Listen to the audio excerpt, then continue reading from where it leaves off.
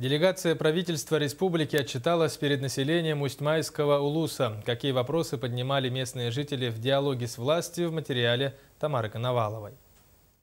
В рамках отчетов исполнительных органов государственной власти Республики Саха-Якутия правительственная группа побывала в Усть-Майском районе. 11 февраля рабочая группа под руководством председателя Государственного комитета по обеспечению безопасности жизнедеятельности населения Республики Саха-Якутия Юрия Зайцева прибыла в Усть-Майский улус. В этот же день состоялся отчет перед населением села Петропавловск, где неизменными остаются и по сей день для жителей такие вопросы, как состояние внутрипоселковых дорог и долгостроящиеся дороги Усть-Май-Амга, вопросы сельского хозяйства и сельхозпалов интересовали жителей и местных крестьянских хозяйств. Также в связи с празднованием 70-летия Победы Великой Отечественной войны звучали вопросы и по ветеранам, теперь уже больше оставшихся труда и тыла, детям войны. По итогам отчета правительство населения села Петропавловск поставило работе исполнительных органов государственной власти республики оценку «хорошо». Здесь же прошли и личные встречи с населением.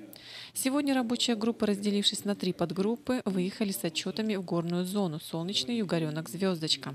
В такие отдаленные поселки, как Белькачи, Усмиль, а также в этот день встречи пройдут с населением наслега Кюпцы, Силатуму и Ежанцы.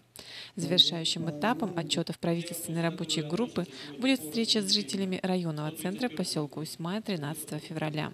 Тамара Коновалова, Анастасия Выпоркова, Тимур Канаев, НВК Саха, Усть-Майский улус.